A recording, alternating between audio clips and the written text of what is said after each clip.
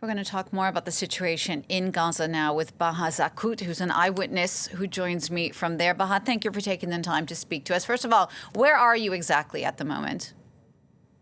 I'm currently located in Deir al-Balah. And we've been hearing about how difficult it is for people in Gaza to find enough food. What's the situation been like for yourself and your family? Have you been able to get enough food? Actually, the situation is unimaginable. No one can even get access to any food. For all elderly or adults in Gaza, most of them do not even have the privilege of eating only one meal.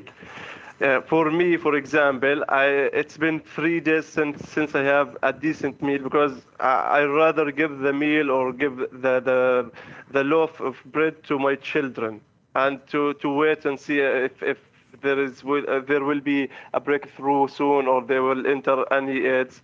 But for all of us, all of the parents in Gaza are denying themselves from taking any meal and sacrificing their meals to their children.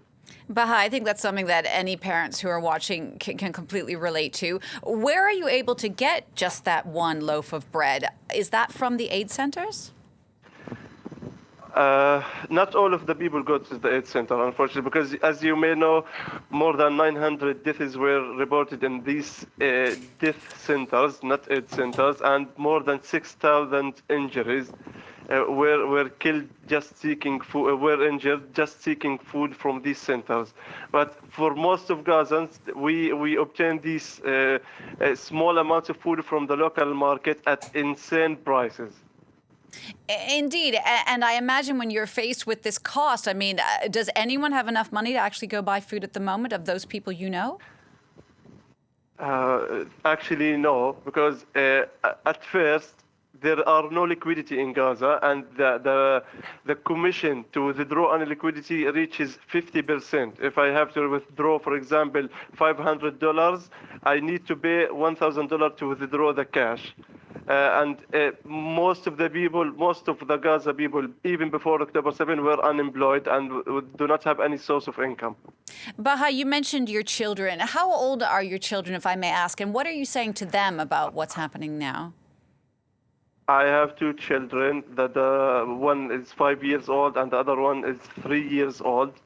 All I have to say to them, all I am saying to them for the past 21 months is that this will be resolved soon. I promise I'll buy you whatever you want immediately after the war ends or the borders open. And Bahaa, you said you're in Deir al-Balah. What about the evacuation orders that Israel has been putting through? Have you been forced to move with your family so far, or will you be forced to move? Until now, I'm not forced to move, but the recent evacuation orders are near us, and it has affected a great portion of our operations here in Gaza. If soon, and we expect that soon, the IOF will issue another evacuation orders for other parts of Deir al-Balah, we will not be able to move because simply there are no place to go to. 86% of the Gaza Strip is under active evacuation orders.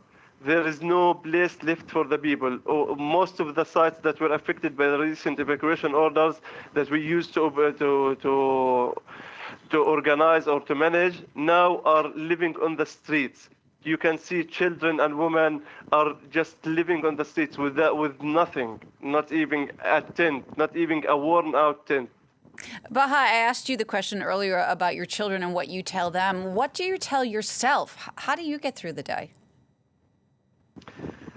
Barely. We get through the day barely. I try to comfort myself that the world will not let the Gazan people starve to death. Soon someone will do something to stop this madness in Gaza, but unfortunately I know I'm kidding myself because it's been more than 21 months and no one is doing nothing. Bahaa, thank you for taking the time to speak to us, and best of luck to you and your family. Bahaa Zaqout speaking to me there from Deir al-Balah in Gaza. Thank you.